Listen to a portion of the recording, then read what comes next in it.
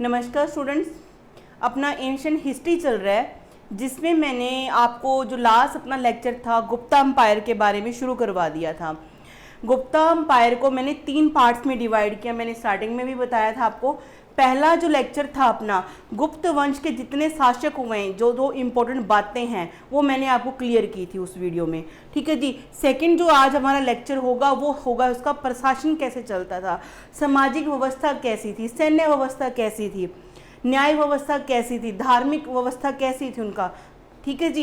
जो तीसरा हम पार्ट करेंगे ना उसे गोल्डन इरा जो गुप्त साम्राज्य को बोला जाता है ना, किस कारण बोला जाता है, उसका लिटरेचर है, उसकी मूर्तियां जो बनाने का तरीका था, उसमें जो सारा साहित्य और आर्ट और कल्चर का सारा हमने अलग से एक वीडियो बनाया है। तो तीनों पार्ट आपके लिए देखना बहुत जरूरी है कि तीनों पार्ट से ही बहुत ज़्यादा क्वेश्चन आते हैं। चलो मैं आपको कोरिलेट करवा देती हूँ। इसे जो पहले का जो वीडियो था मैंने क्या बताया था, जो गुप्ता थे वो किसके सामंत हुआ करते थे, कभी किसके सामंत हुआ करते थे, कुषाणों के क्या थे, ये सामंत हुआ करते थे। और श्रीगुप्त ने क्या किया था, श्रीगुप्त जो इसका मतलब संस्थापक वास्तविक नहीं है, संस्थापक इसने नींव रख ली थी। और इसने क्या था, गुप्ता ये कुषाणों का सामंत हुआ करता था और इसने अपने आप को क्या कर लिया, कुषाणों से अलग कर लिया। जैसे जैसे कुषाण दुर्बल होते गए इसने क्या किया, अपना एरिया को अलग कर लिया। फिर इसका जो बेटा जो घटोत्कच आता है वो भी एक सामंत की जीवन ही जीता है। उसको क्या करता है, उस एरिया को संभाले रखता है, वहां पे उससे अपना जीवन चलाता रहता है। और लेकिन वो कुषाणों के क्या अंडर काम नहीं करते, अब अपने आप को सामंत के रूप में ही रखा, लेकिन राजा की उपाधि धारण नहीं करते, ना ही श्रीगुप्त ने ना ही घटोत्कच ने। अब इनका जो घटोत्कच का जो बेटा कौन, चंद्रगुप्त प्रथम, इसने क्या कर दिया, अपने आप को क्या किया, महाराज अधिराज की उपाधि धारण कर ली और अपने आप को क्या है, स्वतंत्र शासक घोषित कर दिया। और इसने अगल बगल के बंगाल के, असम की साइड में भी क्या अपना क्षेत्र को विस्तार करना शुरू कर दिया था। चंद्रगुप्त के बारे में मैंने आपको प्रथम के बारे में पढ़ाया था। इसकी शादी कहाँ होती है, लिच्छवी राजकुमारी से, है ना, कुमार देवी से होती है। और इसके बाद हमने पढ़ा था समुद्रगुप्त के बारे में, जिसे कविराज बोला जाता है, जिसने सिक्के चलाए थे जिसके ऊपर मयूर शैली बनी हुई थी। इसने सैनिक वेशभूषा वाले सिक्के चलाए थे। तो प्रीवियस वीडियो जरूर देखना, कोरिलेट कर पाओगे चीज़ों को। ठीक है जी। उसके बाद हमने चंद्रगुप्त 2 को पढ़ा था जिसने शकों का नाश कर दिया था। तो बहुत सारी बातें हैं जो आपने जो प्रीवियस लेक्चर जब देखोगे तो चीज़ों को जोड़ पाओगे। आज का लेक्चर शुरू कर लेते हैं, नहीं तो लंबा वीडियो बन जाएगा। आज के लेक्चर में हम स्टार्ट करेंगे, प्रशासन देखेंगे यहाँ का, जो गुप्तों का जो प्रशासन कैसा था, न्याय प्रशासन कैसा था, सैन्य प्रबंध कैसा था, ये सब हमने देखना है।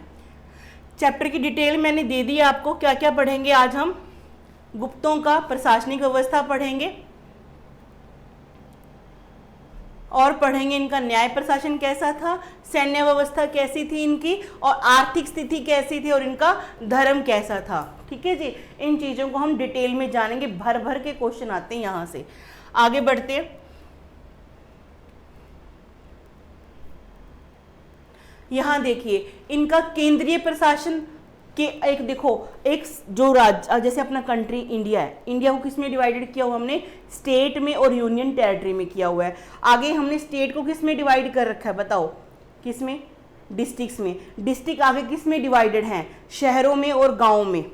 पहले तहसील आती है, फिर शहरों में और फिर गांव में। इसी तरह से इनका जो केंद्र प्रशासन देखेंगे, केंद्र सरकार कैसे इनकी काम करती थी, प्रांतीय प्रशासन कैसा था, स्टेट में कैसे चलता था, जिलों का प्रशासन कैसा था, नगरीय प्रशासन कैसा था, इनका स्थानीय प्रशासन कैसा था, ये चीज़ें हमने सारी जाननी है। बढ़ते हैं आगे। यहाँ समझने वाली चीज़ है कि जो पूरा जो साम्राज्य था, ये मान लो ये क्या है, पूरा एक साम्राज्य है किसी राजा का, उसका हेड कौन होता था, राजा। केंद्रीय प्रशासन का हेड कौन, राजा होता था। इस चीज़ को याद में रखना इस तरह से। और ये था एक जो अपना साम्राज्य, इसको किस में डिवाइड किया हुआ था, राज्य के अंदर, स्टेट के अंदर। और स्टेट को क्या बोलते थे, राष्ट्र भुक्ति।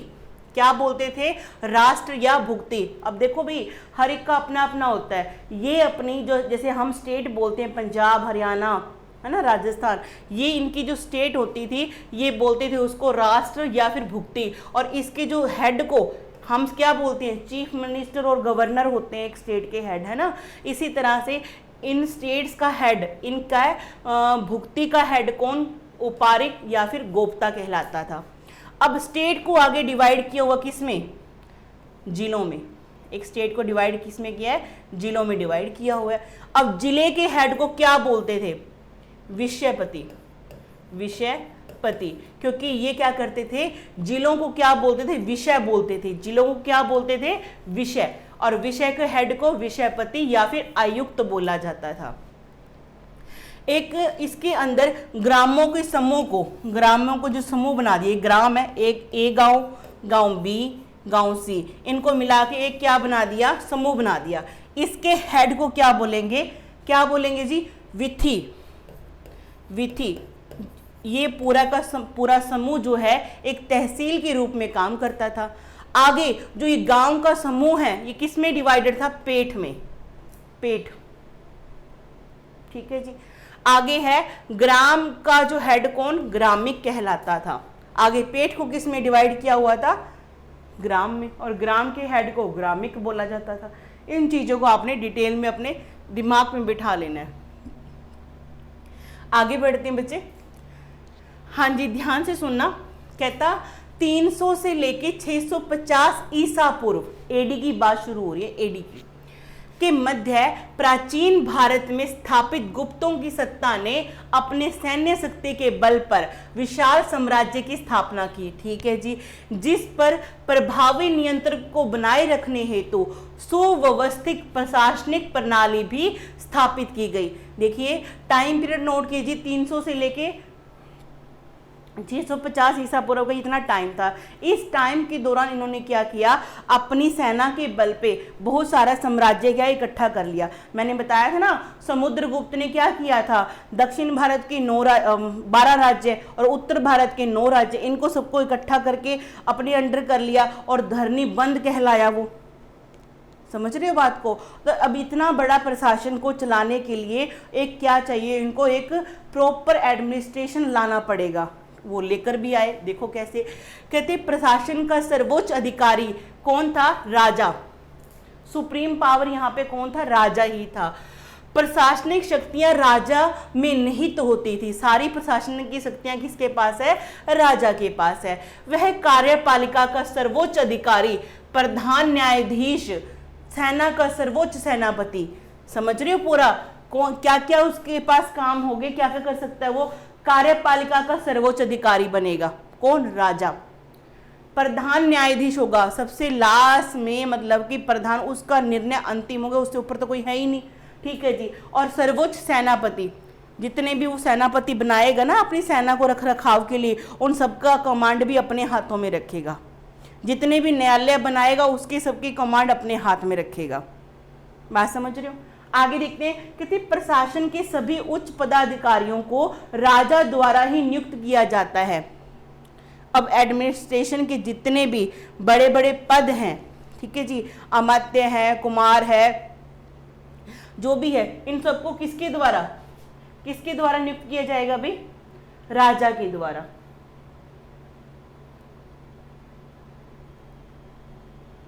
राजा के द्वारा नियुक्त किया जाता है और वे सभी सम्राट के प्रति उत्तरदायी होते हैं। और वो सारे के सारे अधिकारी जिसको राजा ने क्या किया, नियुक्त किया है, अपने कामों के लिए किसके प्रति उत्तरदायी होंगे, आंसरेबल किसके प्रति, राजा के प्रति होंगे, सम्राट के प्रति होंगे। गुप्त काल में सामंतवाद का क्या हुआ, उदय हुआ था। नहीं जी, सामंत व्यवस्था वैसे लाया कौन था, सातवाहनों ने प्रथम बार शुरू हुई थी, इन्होंने भी अपनाया, इन्होंने क्या उसको बढ़ावा दिया, सामंती व्यवस्था को क्या किया, बढ़ावा दिया। और लेकिन जो सर्वप्रथम चालू किसने की थी, सातवाहन शासकों ने। इस चीज को याद रखना, इन्होंने भी क्या है सामंत व्यवस्था को अपनाया था। आगे बढ़ते हैं, केंद्रीय प्रशासन देखते हैं। इनका प्रशासनिक कार्यों में राजा की सहायता के लिए मंत्री और अमात्य की नियुक्त किए जाते थे। इनकी नियुक्ति सम्राट स्वयं करता था। जैसे हमारे राष्ट्रपति के जो भारत के राष्ट्रपति के लिए एक लिखा हुआ ना कि भारत के राष्ट्रपति की मदद के लिए एक मंत्री परिषद होगा जिसका हेड कौन, प्रधानमंत्री होगा। ये बात कहाँ लिखी है, आर्टिकल 74 में लिखी हुई है ना। इसी तरह से यहाँ पे राजा की हेल्प करने के लिए एक मंत्री होंगे और अमात्य होंगे, और जिनकी नियुक्ति कौन करता है, सम्राट खुद करता है। ठीक है जी, मान ली बात। आगे बढ़ते हैं। कहते कामंडक और कालिदास ने अपनी कृतियों, ये राइटर थे दोनों, कृतियों में गुप्तकालीन मंत्रिमंडल और मंत्री परिषद की चर्चा भी की है। कई बार एग्जाम में ये क्वेश्चन भी आ जाता है, गुप्तकालीन मंत्रिमंडल की व्यवस्था की चर्चा किन पुस्तकों में मिलती है, किन राइटर्स ने लिखा, किस रचनाकार ने लिखा है। तो आप बता सकते हो कामंडक ने, जिसने नीति सार लिखा, और कालिदास ने, भारत का शेक्सपियर, जिसने बहुत सारी पुस्तकें लिखी, आगे पढ़ाऊंगी वो भी। सामान्यतः मंत्री उच्च वंश से ही चुने जाते थे।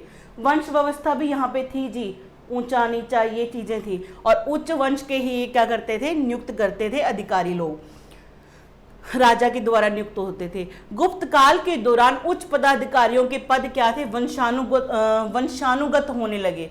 वंशानुगत कैसे, जैसे मान लो सपोज करो किसी के पिताजी सम्राट के द्वारा सेनापति नियुक्त होते हैं, तो उसकी मृत्यु के बाद उसका बेटा सेनापति ऑटोमेटिकली बन जाएगा। ये क्या, वंशानुगत हो गया। आगे है, कर्मादंड अभिलेख के अनुसार पिता और पुत्र दोनों ने मंत्री और कुमारत्य का पद प्राप्त किया। ठीक है जी, वो कौन सा था, सुनो ध्यान से। इसके अलावा परमदत्त और चक्रपालित, ये बेटा और पिता है, पिता और पुत्र दोनों ने स्कंदगुप्त के शासनकाल में अधिकारी रहे, और कभी कभी एक ही व्यक्ति को एक से अधिक विभाग भी सौंपे जाते थे। बात सुनो, परमदत्त का नाम आपको पढ़ते ही क्या याद आया, पिछली वीडियो जिसने देखी होगी वो बता सकता है। परमदत्त वो क्या था, जो अपना जूनागढ़ में, गुजरात में अपना जो सुदर्शन झील है, उसकी क्या है, स्कंदगुप्त के कहने पर किसने मरम्मत कराई थी, परमदत्त ने। ठीक है जी, इस बात को आपने याद रखना है। आगे बढ़ते हैं। और इसके पिताजी चक्रपाल जो थे, इसका बेटा जो चक्रपाली था, दोनों ही पिता पुत्र स्कंदगुप्त के क्या थे, अधिकारी रहे हैं, और एक व्यक्ति एक से ज्यादा भी विभाग को संभाल सकता था। समुद्रगुप्त के शासनकाल में हरिसेन को कुमारात्य, संधि विग्राहक और महादंडनायक के 3 पद प्रदान किए गए थे। हरिसेन के बारे में मैंने पिछली वीडियो में बताया था आपको, है ना, जो प्रयाग प्रस्ती इलाहाबाद वाला, है ना, इसके द्वारा लिखा, जो किसकी, समुद्रगुप्त की प्रशंसा में लिखा है। और ये इसने कौन कौन से काम किए, कुमारत्य का, संधि विग्राहक का, महादंडनायक का, तीनों पद इसने क्या है, संभाले हुए थे। 3 यानी कि डेजिग्नेशन इसने संभाले। कहते इन राज्य अधिकारियों का वेतन नगद एवं भू राशि के रूप में दिया जाता था, और इनको सैलरी कैसे मिलती थी भी, नगद या फिर भू राशि के रूप में भी। एक लैंड डिसाइड कर दी कि ये इतना एरिया तुम्हारा, इसका जितना भी लगान इकट्ठा होगा तुम रख लेना। ठीक है, ऐसे करके। आगे है, इस काल का सबसे बड़ा अधिकारी कुमारत्य था। कौन जी,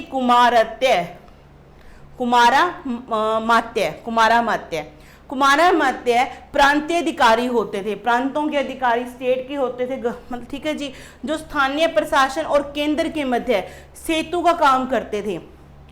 समझ रहे हो, जैसे गवर्नर क्या करता है आज के टाइम में, वो क्या करता है, स्टेट गवर्नमेंट और यूनियन गवर्नमेंट के बीच में कड़ी का काम करता है ना, कड़ी का कोऑर्डिनेशन का काम करता है।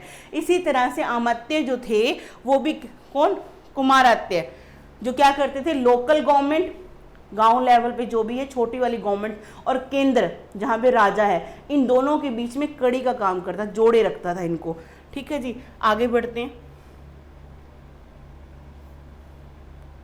गुप्तकालीन राजाओं के प्रमुख अधिकारियों में समुद्रगुप्त का संधि विग्राहक हरिसेन, चंद्रगुप्त का संधि विग्राहक वीरसेन, चंद्रगुप्त सेकंड का मंत्री शिखरस्वामी, कुमारगुप्त का मंत्री पृथ्वीसेन, स्कंदगुप्त के मंत्री प्रणपत एवं चक्रपालित आदि का नाम मिलता है। ये कई बार मैचिंग में आता है, एग्जाम, नेट के एग्जाम में आया हुआ है, हिस्ट्री के क्वेश्चन में आपको नाम दे देंगे ऐसे करके, ये नाम है और ये इनके क्या है, मंत्री हैं। बताओ, मिलान करो। कौन किसके समय पे मंत्री था। तो आपको ये क्वेश्चन आना चाहिए। समुद्रगुप्त के हरिसेन सब जानते हैं। चंद्रगुप्त सेकंड का याद करो, संधि विग्राहक कौन था, वीरसेन था। और चंद्रगुप्त फर्स्ट आएगा यहाँ पे, फर्स्ट।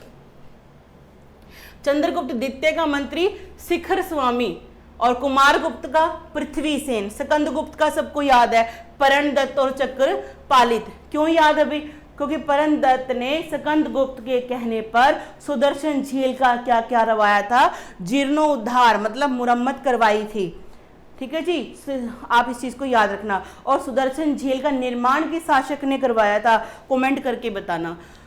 आगे देखते हैं स्टेट गवर्नमेंट के बारे में। स्टेट गवर्नमेंट कैसे काम करती है वो देखते हैं। प्रोविजनल एडमिनिस्ट्रेशन मतलब प्रांतीय प्रशासन। प्रशासनिक आधार पर गुप्त साम्राज्य को अलग अलग प्रांतों में बांटा गया था। ठीक है जी, जैसे अपना इंडिया स्टेट में बांटा हुआ है, परंतु प्रांतीय को देश, अवनी अथवा भुक्ति की संज्ञा प्रदान की गई थी। अब ये चीज को याद रखो। हमारे देश का मतलब यहाँ पे क्या है, हम तो कंट्री को मानते, पूरा साम्राज्य को मानते हैं, लेकिन यहाँ पे देश किसको बोलते हैं, वो स्टेट को बोलते थे। बड़ी दुविधा है यहाँ पे, तो याद रखनी पड़ेगी। अवनी भी बोलते हैं, अवनी मेरी स्टूडेंट का नाम है। भुक्ति बोलते हैं, मैक्सिमम भुक्ति आता है, वैसे क्वेश्चंस में मैंने देखा जहां तक भुक्ति आता ही आता है। भुक्ति के, यहाँ मुक्ति लिखा है, भुक्ति, भुक्ति के शासक को उपारिक बोलते हैं। यानी कि भुक्ति क्या, स्टेट, स्टेट के हेड को क्या बोलेंगे, उपारिक बोलेंगे। जैसे हमारे यहाँ पे चीफ मिनिस्टर होता है। ठीक है जी। सामान्यतः इस पद पर राजकुमार अथवा राजकुल से संबंधित व्यक्तियों को ही नियुक्त किया जाता है। रॉयल मतलब कुलीन जो होंगे ना वही आएंगे यहाँ पे। राजा के अपने बेटे होंगे या फिर रिश्तेदार होंगे, उनको ये क्या प्रांतों का गवर्नर या फिर बनाता था, इस चीज का क्या बना, उपारिक बनाता था। ठीक है जी, आगे बढ़ते हैं। सीमांत प्रदेश, सीमांत प्रदेश मतलब ये आपका एक राज्य है, साम्राज्य है, इसके सीमा के ऊपर जो राज्य पड़ते हैं, ये सीमा वाले राज्यों पे, जो कंट्री साइड पड़ गए हैं यहाँ पे। ठीक है जी, बार बार सीमांत प्रदेश के शासक गोप्ता कहलाते थे। अंदर वालों को तो चलो ये कहेंगे क्या, उपारिक। अंदर वालों को क्या बोलेंगे, उपारिक बोलेंगे। समझो जरा, ध्यान से समझो। सीमांत प्रदेश क्या होते हैं, जैसे मान लो ये राज्य है, ये राज्य का राजा का अपना हो गया। ठीक है जी, इसमें छोटे छोटे राज्य होंगे आपके, ये राज्य हैं। इनके हेड को क्या बोलते हैं, पहले दिन राज्यों को क्या बोलेंगे, देश बोलेंगे, अवनी बोलेंगे, और क्या बोलेंगे बताओ, भुक्ति बोलेंगे। अब इनके हेड को क्या बोलेंगे, उपारिक बोलेंगे। लेकिन जो सीमांत है, सीमा के ऊपर जहां सीमा अंत होती है, वहां पे जो राज्य हैं वहां के हेड को क्या बोलेंगे, गोप्ता बोलेंगे। ठीक है जी, क्या बोलेंगे, गोप्ता बोलेंगे। आगे बढ़ते हैं। आगे जिला का प्रशासन देख लो भाई। जिला का प्रशासन कैसे है, कहते भुक्ति को अनेक जिलों में विभाजित किया जाता था। जिला को क्या बोलते थे, विषय बोलते थे, विषय, सब्जेक्ट। आप कहते हैं ना विषय क्या है तुम्हारा, विषय कहा जाता था। इसका मुख्य अधिकारी विषयपति कहलाता था। ठीक है जी, पति का मतलब हेड होता है, विषयपति कहलाता था। विषयपति को कुमारत्य भी कहा जाता था। क्या बोलते थे, कुमारत्य भी कहा जाता था। इस चीज को आपने ध्यान में रखना है। इसका स्वयं का कार्यकाल स्वयं का कार्यालय होता था, इसका अपना एक ऑफिस होता था वहां पे। ठीक है जी, कार्यालय के अभिलेखों को सुरक्षित रखने वाले अधिकारी को पुस्तपाल। आप एक बात बताओ, जिला का हेड, जिले को क्या कहते थे, विषय बोलते थे, और विषय के हेड को विषयपति बोलेगा। अब इसका क्या है, एक अपना ऑफिस है। अब अपने ऑफिस में ये अपने सारे जितने भी काम काज का जो लेखा जोखा है उसके लिए एक अधिकारी रखता था, जिसे क्या बोलते थे, पुस्तपाल बोलते थे। अब पुस्तपाल याद रखना बड़ा इजी है, बताओ कैसे, क्योंकि कोई भी चीज है, डाटा है, वो कहाँ लिखेगा, पुस्तक में ही लिखेगा। आप ऐसे कह सकते हैं पुस्तक में, पुस्तक से कोरिलेट कर लो पुस्तपाल, याद हो जाएगा। आगे देखते हैं, नगर का प्रशासन देख लेते हैं। कहती प्रमुख नगरों का प्रबंध नगर पालिकाएं करती थी। आप कमेंट करके ये बताइए, सर्वप्रथम नगर पालिका के साक्ष्य हमें कहाँ देखने को मिलते हैं कि यहाँ पे नगर पालिका भी होती थी, कहाँ देखने को मिलते हैं, आपने ये बताना है। देखो जरा, प्रमुख नगरों का प्रबंध नगर पालिकाएं करती थी। इसके प्रमुख अधिकारी को पुरपाल, पुर का मतलब ही होता है नगर, पुर, पुर का मतलब क्या होता है? नगर। आप कहते हैं ना चंद्रपुर, हरिपुर, कृष्णपुर, पुर का मतलब क्या है? नगर। और उसके नगर के हेड को क्या बोलेंगे? पुरपाल बोलेंगे। कोरिलेट कर लिया आपने, समझ गए? पाल का मतलब भी हेड, जैसे हम कहते हैं पुर, पुर का मतलब नगर, अब नगर के हेड को पुरपाल बोलेंगे। आगे वो देखते हैं, नगर के प्रशासन की देखरेख के लिए नगर परिषद, वाह भाई वाह, नगर परिषद, म्यूनिसिपैलिटी, जिला परिषद विषय की जो है होती थी जिलों में, उसे मतलब वो भी हुआ करती थी वहां पे उस टाइम पे। जूनागढ़ अभिलेख से ज्ञात होता है कि गिरनार नगर का मंत्री चक्रपाली था। कौन जी? गिरनार कहाँ पे? गुजरात में। जूनागढ़ अभिलेख मतलब कहाँ पे? गुजरात में ही है। और इससे पता लगता है कि जो चक्रपाली था क्या है? गिरनार नगर का पुरपाल था। इस बात को याद रखना है। चक्रपालित किसका बेटा था? परंदत्त का। किसका? परंदत्त का। परंदत्त कौन था भाई? स्कंद गुप्त का गवर्नर था। अब स्कंद गुप्त के कहने पर परंदत्त से इसने क्या करवाया? जूनागढ़ में सुदर्शन झील की मुरम्मत करवाई। तो चीजों को जोड़ते चलो, ज्ञान में अपने आप वृद्धि होती जाएगी। आगे बढ़ते हैं। हाँ जी, स्थानीय प्रशासन, लोकल गवर्नमेंट, कहते गुप्त काल में जिले तहसीलों में विभाजित थे। इन्हें विथि कहते थे। तहसील को क्या बोलते थे?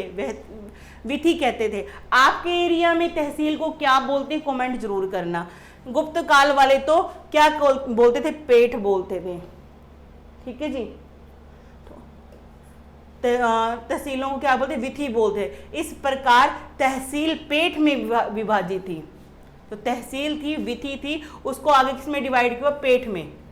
पेट में नहीं, पेठ में। तथा पेठ ग्राम में वर्गीकृत था। पेठ को किसमें बांटा हुआ था? ग्राम में। ग्राम प्रशासन की सबसे छोटी इकाई होती थी जिसका शासन ग्राम सभा द्वारा चलाया जाता था। ग्राम का मुख्य अधिकारी ग्रामिक या फिर ग्रामपति कहलाता था। ग्राम सभा को मध्य भारत में पंचमंडली, बिहार में ग्राम जनपद की संज्ञा प्रदान की गई है। ठीक है जी। मध्य भारत में ग्राम सभा को क्या बोलते थे? पंचमंडली, 5 लोगों की मंडली, पंचायत, पंचों की आयत। समझ रहे बात को? तो चीजों को जोड़ो इस तरह से।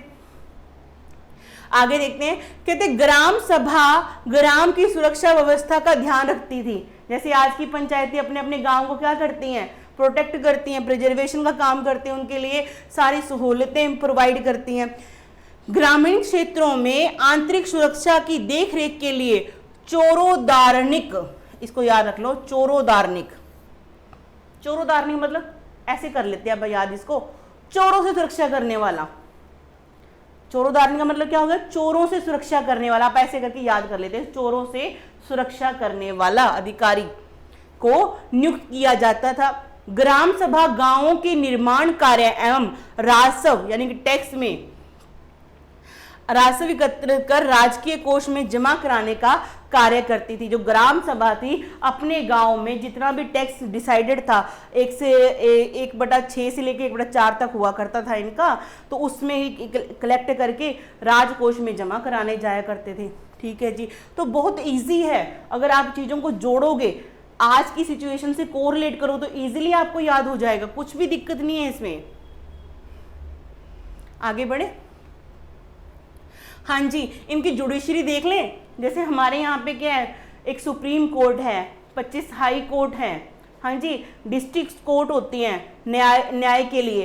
तो ये लोग भी तो रहते थे, कभी इनका न्याय कैसे होता था? इनका आपस में जब झगड़ा होता था, किसी की कोई जमीन का कब्जा कर लिया, किसी ने किसी की चोरी कर ली, या किसी की हत्या हो गई, या कुछ भी लड़ाई झगड़ा हुआ, तो ये कैसे न्याय करते थे ये भी हमें जानना चाहिए।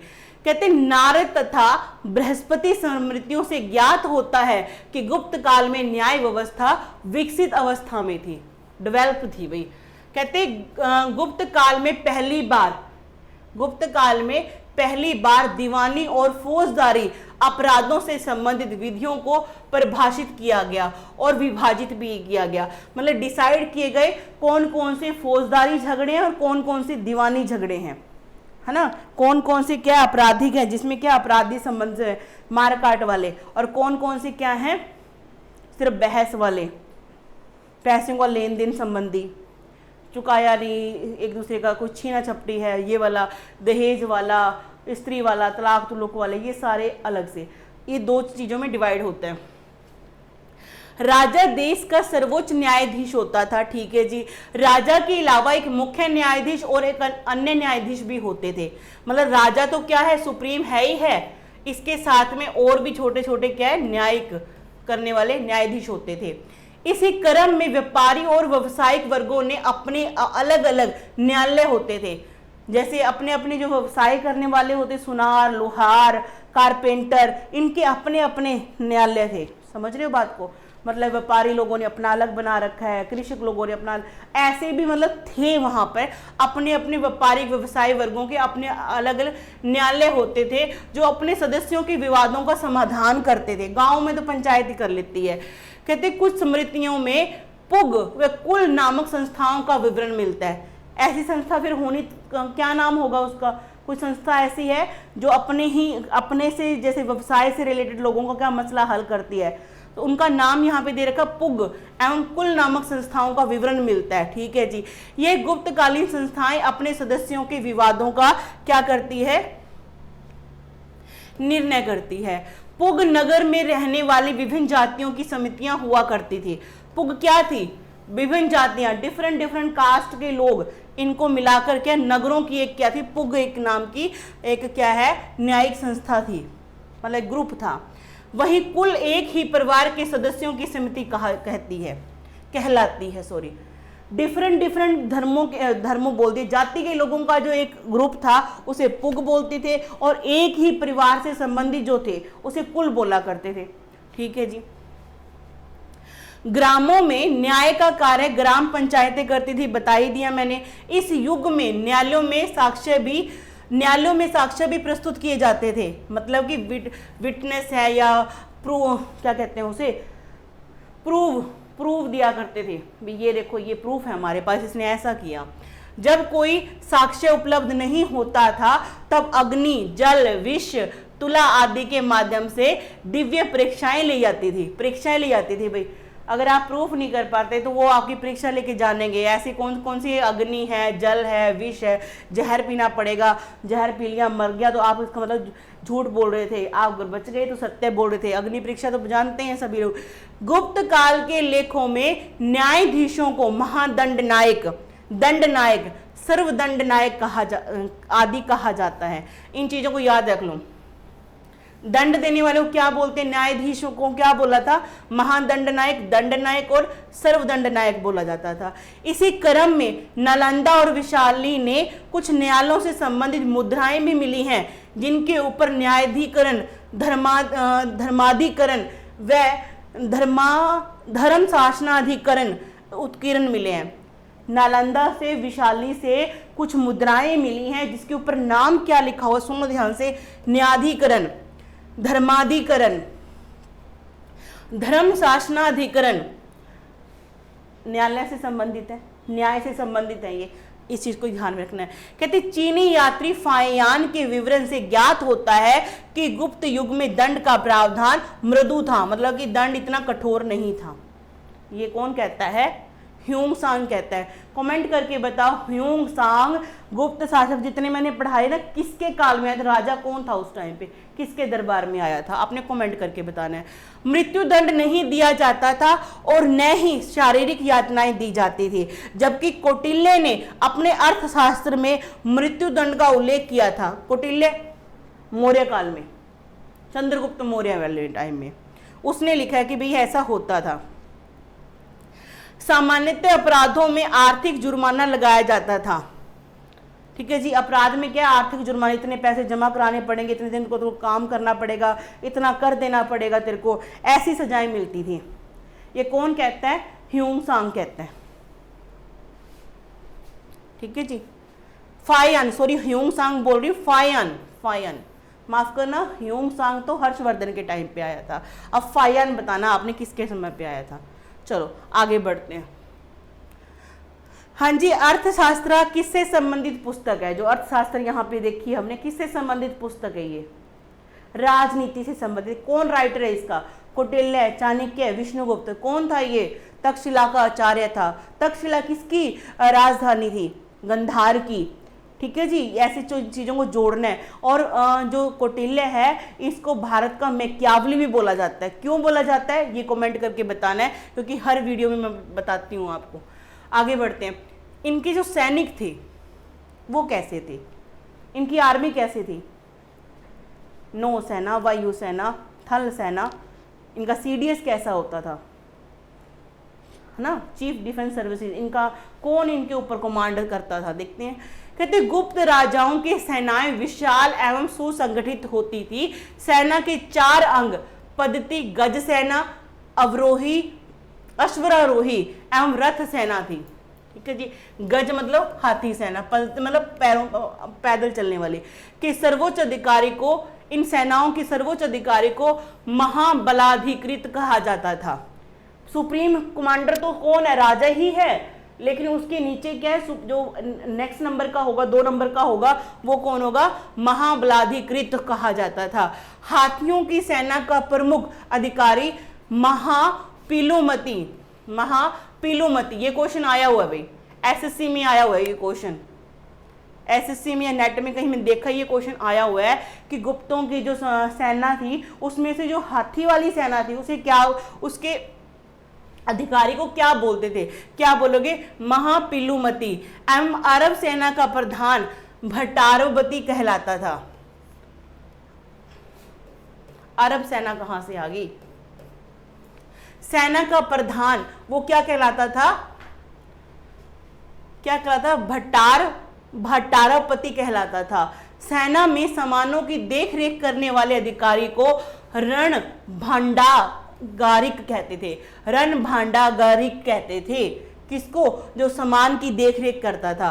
प्रयाग प्रस्ती में गुप्त काल के कुछ अस्त्र शस्त्रों के नाम मिलते हैं जो इस प्रकार है। परशु, शर, शंकु, तोमर, भीपाल, नाराज, ये मिलते हैं। ठीक है, इस तरह से आपने याद रखना है। आगे देखिए, चलिए अश्वारोही होगा यहाँ पे, घोड़ों वाली सेना का, अश्व वाली सेना का प्रधान भट्टारवपति कहलाता था। ठीक है जी, आगे देखते हैं। अगली वीडियो में यहाँ पे करेक्शन है वो करवा दूंगी। आगे बढ़ते हैं। इनकी फाइनेंशियल कंडीशन कैसी थी, इकोनॉमिक कैसी थी, ये आप जान लेते हैं। गुप्ता एक साम्राज्य रह के गया है 300 से लेके 650 एडी तक, है ना। कितने शासक आए उसमें? श्रीगुप्त, घटोत्कच, चंद्रगुप्त प्रथम, है ना जी, समुद्रगुप्त, रामगुप्त, चंद्रगुप्त सेकंड, बहुत सारे हमने यहाँ पे शासक पढ़े। अंतिम शासक का नाम कमेंट करो भी, अंतिम शासक कौन था, किसे बोला जाता है अंतिम शासक। ठीक है जी, इनकी फाइनेंशियल कंडीशन देख लेते हैं, मतलब इकोनॉमिक कंडीशन कैसे इनकी व्यवस्था थी वो देखते हैं। कहती गुप्त शासकों का शासनकाल आर्थिक रूप से समृद्ध एवं संपन्न था। ठीक है जी, गोल्डन ईरा बोला जाता है इनको, गोल्डन एज बोला जाता है, संपन्न थे ये। इस दौरान भूमि व्यवस्था में सामंतवाद का उदय हुआ। सामंतवाद का उदय हुआ, इन्होंने चालू कर लिया। मतलब सामंत व्यवस्था शुरू किसने की थी पहली बार? किसने? सातवाहनों ने। सातवाहन काल में भूमि अनुदान की जिस प्रथा का सूत्रपात हुआ वह गुप्त काल तक आते आते एक प्रमुख अभिलक्षण बन गई। आप ये बताइए, सातवाहनों ने ही पहली बार भूमि दान में देने का काम शुरू किया था। बौद्ध भिक्षुओं को बौद्ध भूमि उन्होंने दान में दी थी, ब्राह्मणों को भी बौद्ध भूमि दान में थी, लेकिन ज्यादा इन्होंने क्या किया? बौद्ध भिक्षुओं को दी थी। याद रखना इस चीज को आगे, और इन्होंने भी इस चीज को अपनाए रखा। कहते स्कंद गुप्त के अभिलेख से जानकारी मिलती है कि ऐसे भूमि अनुदानों में पूरा गांव दान में दे दिया जाता था। पूरा का पूरा गांव क्या दे दिया? दान में दे दिया। उसे बोलते क्या थे? अग्रहार के नाम से जाना जाता था। जो गांव दान में दे दिया उसे किस नाम से जाना जाता है? अग्रहार के नाम से। यह उत्पादन टैक्स की बात कर रहे हैं, टैक्स की बात करें यहाँ पे, उत्पादन का 1/6 से लेके 1/4 भाग तक प्राप्त करता था, क्या, टैक्स के रूप में। इस कर को भाग कहा जाता था। जो टैक्स कलेक्ट करते थे उसे क्या बोलते थे, भाग बोलते थे, बलि भी बोलते थे। ठीक है जी, मैं आपको सारे का सारा डाटा प्रोवाइड कर दूंगी, पीडीएफ आपको मिलेगी, आराम से सारी चीज को देखना आप। आगे कहते हैं ननुचकृत में एक दूसरे प्रकार की भूमि कर भोग का वर्णन मिलता है। ठीक है जी, किस में मिलता है, ननुचकृत में मिलता है, किसका नाम है, भोग, एक तरह का भूमि कर है, जो राजा को प्रतिदिन दिए जाने का कर था।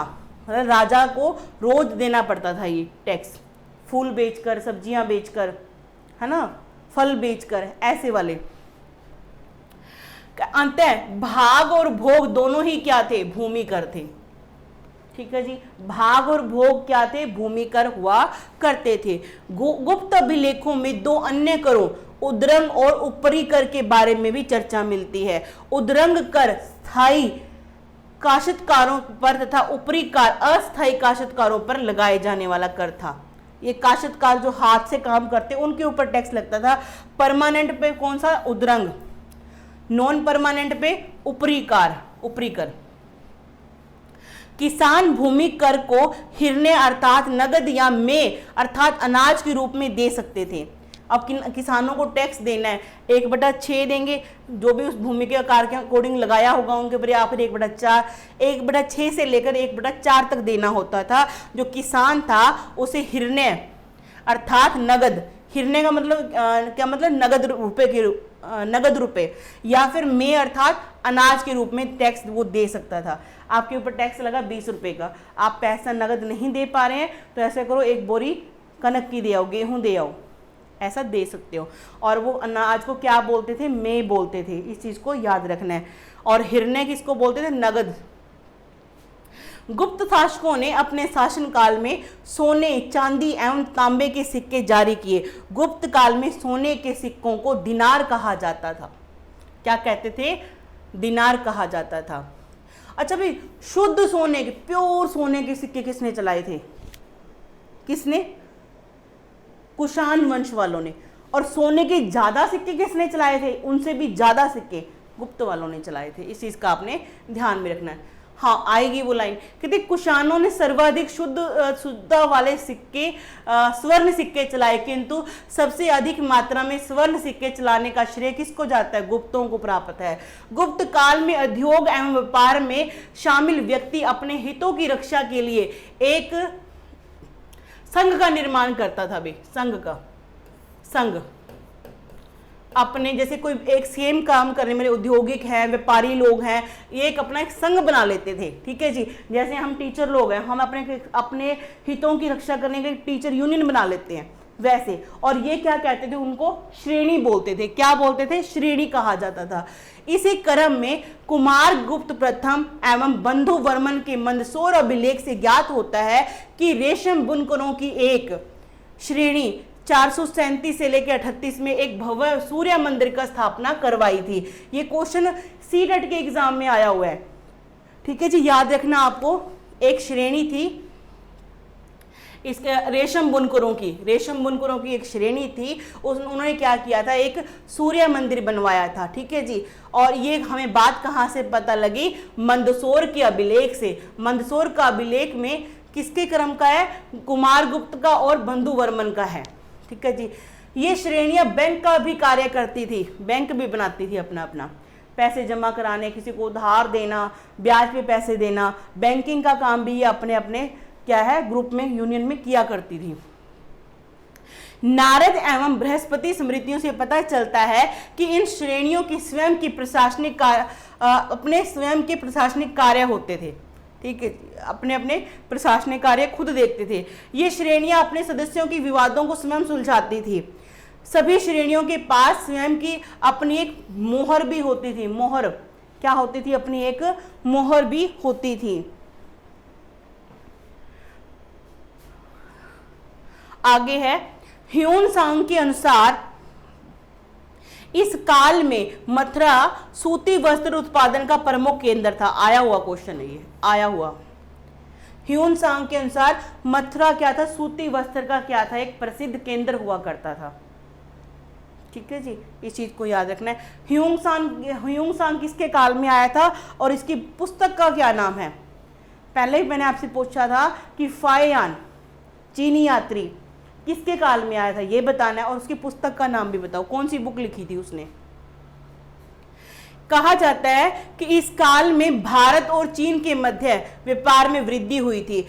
5वीं-6ठी सदी में अनेक बौद्ध धर्म प्रचारक जैसे बोधि रुचि, बुद्ध भद्र, बुद्धिजीव, बुद्ध शांत ने चीन की यात्रा की थी। ठीक है जी, ये प्रचारक बौद्ध धर्म का प्रचार करने के लिए गए थे। कौन कौन से? बोधि रुचि, बुद्ध भद्र, बुद्ध जीव, बुद्ध शांत ने चीन की यात्रा की थी। गुप्त काल में दक्षिण पूर्व एशिया के देशों के साथ भी व्यापार होता था। इस बात को आपने ध्यान में रखना है। आगे बढ़ते हैं। हाँ जी, इनकी सोशल लाइफ कैसी होती थी वो भी देख लेते हैं। गुप्त काल में समाज परंपरागत रूप से 4 वर्णों में विभाजित था। ठीक है जी, 4 वर्ण थे, ब्राह्मण, वैश्य, शूद्र, क्षत्रिय, ऐसे डिवाइडेड थे। समाज में ब्राह्मणों का स्थान सर्वोपरि था। सबसे ऊंचा स्थान किसका था? ब्राह्मणों का था। क्षत्रियों का दूसरा था, वैश्यों का तीसरा था। वहीं शूद्रों का कार्य अपने से उच्च वर्गों की सेवा करना था। ठीक है जी, अपने से 3 जो ऊपर वाले हैं वर्ण, उनकी तीनों की सेवा करना है। ये सीटेट में क्वेश्चन आया हुआ है। आगे बढ़ते हैं। वराहमिहिर की एक पुस्तक है। वराहमिहिर की पुस्तक क्या है? व्रत संहिता के अनुसार ब्राह्मण के घर में 5, क्षत्रिय के घर में 4, वैश्य के घर में 3, शूद्र के घर में 2 कमरे होते थे। ये कहाँ लिखी है बात? वराहमिहिर की पुस्तक व्रत संहिता में। गुप्त युग के न्याय व्यवस्था में सभी व्यवस्था में भी वर्ण भेद मौजूद था। वे न्याय करने लगे तो वहां पे क्या है? भेदभाव होता था इस चीज में, वर्णों के अकॉर्डिंग। सुनो ध्यान से कैसे।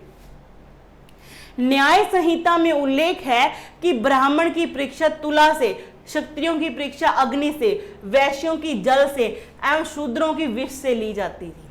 ठीक है जी। बृहस्पति स्मृति के अनुसार सभी वर्गों की सभी परीक्षाएं ली जा सकती थी, किंतु केवल विष से संबंधित परीक्षा ब्राह्मण से नहीं ली जा सकती थी। ये बात कहाँ लिखी है? बृहस्पति स्मृति में, कि जो ये है ना अग्नि, जल, विष, ये वाली जो सजाएं हैं ये सभी को मिल सकती थी, लेकिन जो है विष वाली सजा ब्राह्मण की नहीं दी जाएगी। मनुस्मृति के अनुसार 10 वर्षीय ब्राह्मण, 10 वर्ष का जो लड़का ब्राह्मण का या कोई ब्राह्मणी है जो भी है, 10 वर्ष का बच्चा जो ब्राह्मण है 100 वर्षीय क्षत्रिय के से अधिक श्रेष्ठ होता था। 100 साल का एक क्षत्रिय बूढ़ा और 10 साल का ब्राह्मण बच्चा उससे भी श्रेष्ठ है 100 साल के क्षत्रिय से। ये कहाँ लिखा है? मनुस्मृति में। मनुस्मृति में बहुत उल्टी सीधी बातें लिखी हैं। हिंदू धर्म शास्त्रों में क्षत्रियों के लिए यह प्रबंध था कि वे संकट काल में अपने से नीचे वर्ण के कर्म को अपना सकते हैं। हिंदू धर्म शास्त्रों में क्या लिखा है? क्षत्रियों के लिए क्या है कि अगर आपकी कोई ऐसी आपातकाल की स्थिति बन गई है तो आप अपने से छोटा वाला जो काम है वो कर सकते हो। ठीक है जी। स्कंद गुप्त के इंदौर अभिलेख में क्षत्रियों के बारे में कहा गया है कि ये लोग वैश्यों का कार्य भी करते थे। जो वैश्यों का कार्य करते थे वो ये भी काम कर सकते थे। कौन? क्षत्रिय। अमरकोश में वैश्यों के लिए कृषक शब्द का प्रयोग किया गया है। ठीक है जी। गुप्त काल में वैश्य आर्थिक नीति का निर्धारण करने वाले माने जाते थे। मनुस्मृति के अनुसार शूद्र का एक मात्र कर्तव्य तीनों वर्णों की सेवा करना होता था। कौन कहता है? मनुस्मृति कहती है। परंतु याज्ञवल्क्य ने इनके प्रति उदार भावना रखते हुए कहा कि ये लोग कृषि कार्य, व्यापार, कारीगर के कार्य भी कर सकते हैं। किसने? याज्ञवल्क्य ने। मनुस्मृति मनुदुष्ट था 1 नंबर का। आगे है, इस काल के अभिलेखों में एक नए वर्ग कायस्थ का विवरण भी देखने को मिलता है। कायस्थ जाति का सर्वप्रथम उल्लेख याज्ञवल्क्य स्मृति में मिलता है। ये क्वेश्चन भी नेट में आया हुआ है कि जो ये कायस्थ जाति का वर्ग का विवरण किस में मिलता है, तो क्या बताओगे? याज्ञवल्क्य स्मृति में बताओगे। मेरे को अच्छे से याद है, मैचिंग में था ये क्वेश्चन। फायान के विवरण से पता चलता है कि गुप्तकालीन समाज में एक अस्पर्श वर्ग भी मौजूद था। छुआछात वाले रोग यहाँ थे कि छुआछात, किसी ने टच कर लिया हम गंदे हो गए, ऐसा एक वर्ग था जिससे सभी लोग दूर रहते थे। ये बात कहाँ लिखी है? फाहियान की पुस्तक, किसमें? फो क्यू की फाहियान की पुस्तक है। चंद्रगुप्त सेकंड के टाइम पे आया था ये। कहते स्मृति ग्रंथों में इन्हें अंत्यज चंडाल कहा गया है, जिनको ऐसे वर्ग को समझा जाए कि ये तो इनको छूने से हम गंदे हो जाएंगे, उस वर्ग के लोगों को क्या बोलते थे? चंडाल बोलते थे, अंत्यजय बोलते थे। ये क्वेश्चन भी आया हुआ है एग्जाम में, ठीक है जी। छोड़ना मत एक एक चीज। हाँ, मेरे लेक्चर डीप होंगे लेकिन क्वेश्चन भी एक भी नहीं छूटेगा आपका, ये मान के चलो। आप आगे बढ़े, आगे देखते हैं। कहते गुप्त काल में दास प्रथा मौजूद थी भाई, छुआछात वाली बीमारी भी थी, दास प्रथा थी, दासियां भी रखी जाती थी। नारद और बृहस्पति स्मृतियों के अनुसार दास केवल अपवित्र कर्म ही करते थे। इस काल में दासियों के भी प्रमाण मिले हैं। जो राजा महाराजा जो अपने से इनसे बड़े उच्च के वर्ग थे, वर्ण थे, जैसे क्षत्रिय, वैश्य और ये ब्राह्मण, इनका मैला, इनकी टॉयलेट वगैरह, पोटियां वगैरह उठाने का काम ये करते थे, गंदा काम ये करते थे सारा, ठीक है जी। कहते हैं गुप्त काल में स्त्रियों की दशा में पूर्व की अपेक्षा गिरावट देखी जाती है। समझ रहे हो कि गिरावट आ गई, पहले से जो कंडीशन थी। कम उम्र में विवाह हो जाना, प्रदा प्रथा, सती प्रथा, सारी बीमारियां ही देखने को हमें यहाँ मिल रही हैं, ठीक है जी। छुआछात यहाँ देखने को मिल गया, दास प्रथा यहाँ देखने को मिल गया, बाल विवाह यहाँ देखने को मिल गया, पर्दा प्रथा हमें यहाँ मिल गया, हमें यहाँ पे सती प्रथा का भी देखने को मिल गया। इस युग में केवल उच्च वर्ग की महिलाएं ही शिक्षा ग्रहण करती थी। समझ रहे हो, जो रॉयल फैमिली सी थी सिर्फ वही क्या है, एजुकेशन ले सकती थी। कहते हैं राजशेखर द्वारा रचित काव्य मीमांसा, इसको अंडरलाइन कर लो, एक बुक का नाम याद करना आपने। राजशेखर ने एक पुस्तक लिखी है, कौन सी? काव्य मीमांसा के अनुसार इस काल में महिलाएं कवित्री भी हुआ करती थी, रॉयल फैमिली वाली होती होंगी। कालिदास ने अपने ग्रंथ अभिज्ञान शकुंतलम में अनुसुईया को इतिहास का ज्ञाता बताया है। कालिदास की भाई रचनाएं सारी याद रखनी है आपने, ठीक है जी।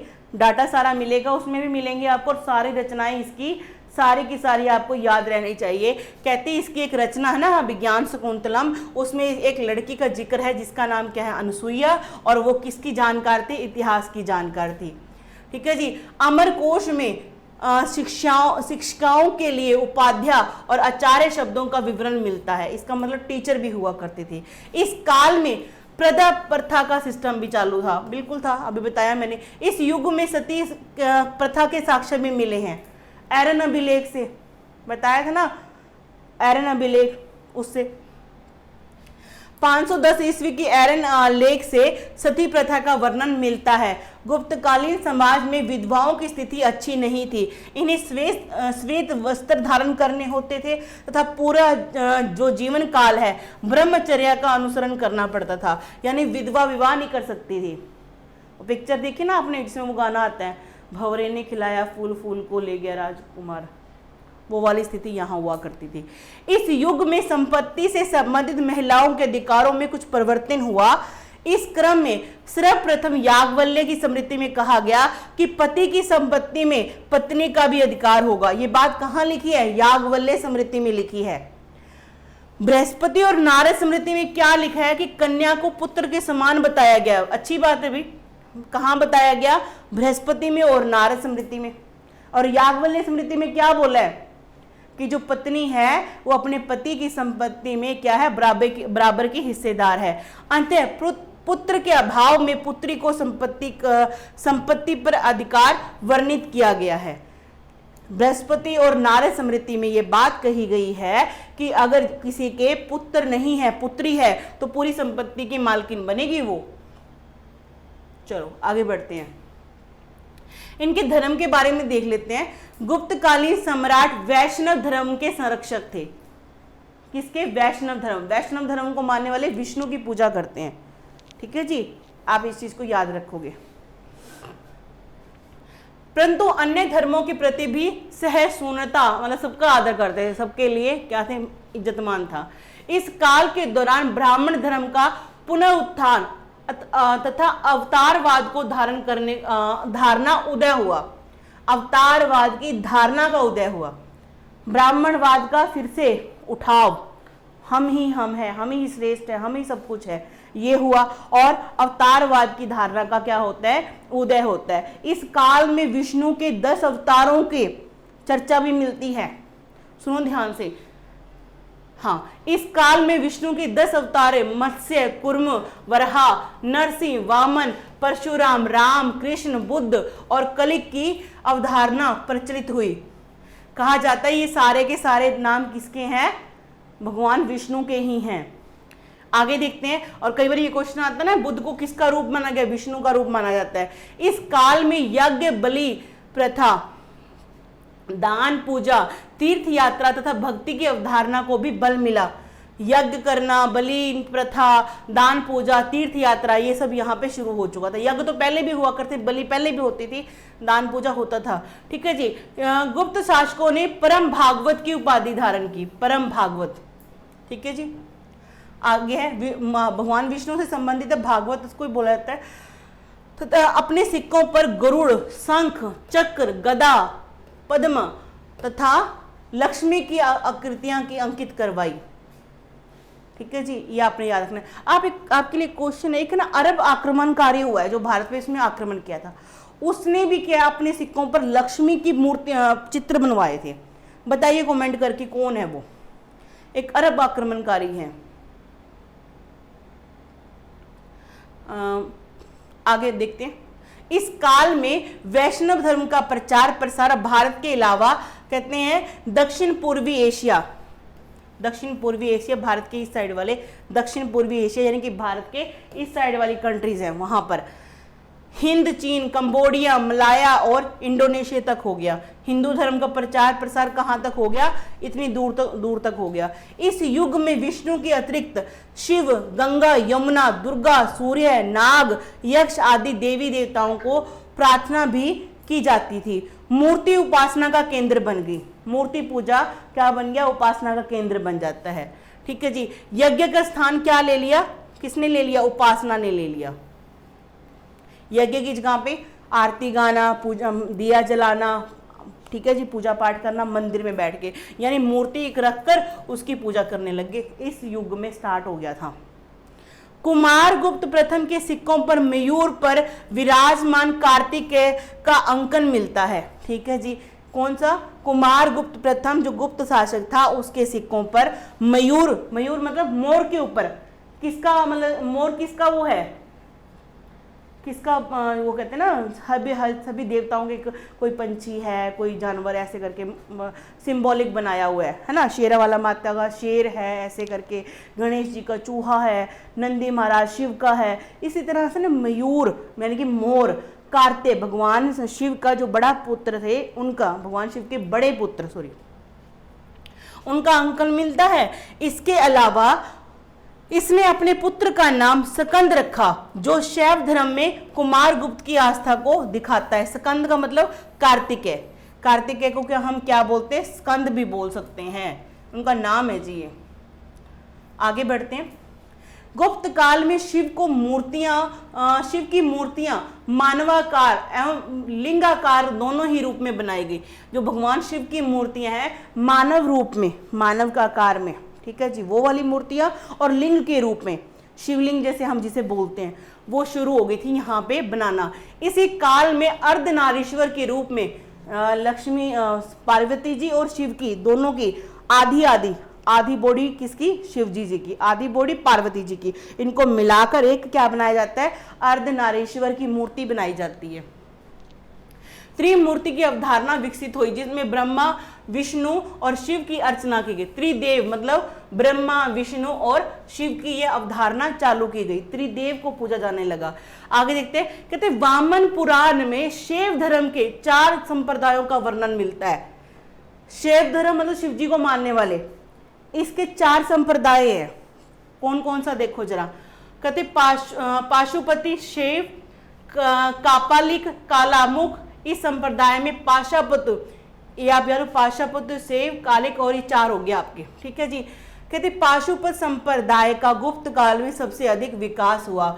मथुरा इसका प्रमुख केंद्र था। इसको याद रखना आपने। पाशुपत या पशुपति शिव जी को ही बोला जाता है। हड़प्पा काल में भी हमने देखा ना, पशुपति शिव की मूर्ति जो है, हम क्या किसको मानते हैं? वो शिव को ही मानते हैं, पशुपति शिव, पशुओं के पति। उनके इर्द गिर्द नंदी है, सांप है, ये सारे जो जानवर बैठे होते हैं। कहते इस काल में सूर्य पूजा का वर्णन मिलता है। ठीक है जी, मिलता है। कहते अभिलेखों में सूर्य के अनेक नाम वर्णित हैं, जैसे लोकाकारक, भास्कर, आदित्य, वरुण स्वामी, मार्तंड। ये सारे किसके नाम है? सूर्य के नाम है। कहते ब्राह्मण धर्म के अलावा बौद्ध तथा जैन धर्म का भी इस काल में प्रचार प्रसार हुआ। ठीक है जी, इस चीज को याद रखना। लेकिन जैन धर्म का इतना प्रचार नहीं था, इतना बौद्ध धर्म का हुआ। यहाँ पे कट गया, एक लाइन था कि जैन धर्म का कम हुआ था, इस बात को याद रखना। आगे कहते हैं इसी क्रम में सांची अभिलेख से पता चलता है कि चंद्रगुप्त सेकंड ने आम्रकादेव नामक बौद्ध भिक्षु को प्रशासनिक पद प्रदान किया था। इसका मतलब इस बात से क्या पता लगा? इस बात से ये पता लगा कि जो ये थे लोग, गुप्ता जो राजा थे, बौद्ध धर्म को भी क्या करते थे? संरक्षण देते थे, मानते थे, उनको इज्जत करते थे, उनकी रिस्पेक्ट करते थे। ये बात कैसे पता लगी हमें? सांची का एक अभिलेख है जिसमें चंद्रगुप्त सेकंड ने आक्रमादेव नामक बौद्ध भिक्षु, एक बौद्ध भिक्षु था जिसका नाम क्या था? आम्रकादेव, इसको अपने एडमिनिस्ट्रेशन में शामिल किया था। और काकना द्वार के महाविहार को 25 जो है दिनार क्या है? दान में दी थी। दिनार मतलब गांव दिए थे उनको, दिनार दिए थे इनको। ठीक है। साथ ही गुप्त काल में मनु सर्वनंदी ने लोक विभंग, आचार्य सिद्धसेन ने न्यायतवार नामक ग्रंथ की रचना की थी। वैसे सारा लिटरेचर नेक्स्ट वीडियो में मिलेगा आपको, इसका भी ध्यान रख लो आप। कदम और गंग शासकों ने जैन धर्म को संरक्षण प्रदान किया था। किसने भाई? कदम्ब ने और गंग शासकों ने। कुमारगुप्त प्रथम के उदयगिरि अभिलेख से ज्ञात होता है कि शंकर नामक व्यक्ति ने पार्श्वनाथ की मूर्ति स्थापित करवाई थी। ठीक है जी, पार्श्वनाथ कौन है भाई? अब बताओ आप। जैन धर्म के 23वें तीर्थंकर, उनकी मूर्ति किसने स्थापित करवाई थी? बताइए। कुमारगुप्त प्रथम के उदयगिरि अभिलेख से पता लगता है कि शंकर नाम का कोई व्यक्ति था जिसने क्या किया? पार्श्वनाथ की मूर्ति स्थापित करवाई थी। गुप्त काल के दौरान जैन धर्म से संबंधित सभाओं का आयोजन किया गया। 313 में मथुरा और 453 में वल्लभी में जैन सभाएं होती हैं। कहा जाता है कि वल्लभी सभा के सभापति जैन आचार्य देवादि शर्मण नियुक्त किए गए थे। जैन धर्म की जैसे मेनली तो वैसे 2 ही क्या हुई थी? सभाएं हुई थी, है ना। इस चीज को आपने याद रखना है, तो आपने इसको पूरा डिटेल में जानना है। आगे देखते हैं।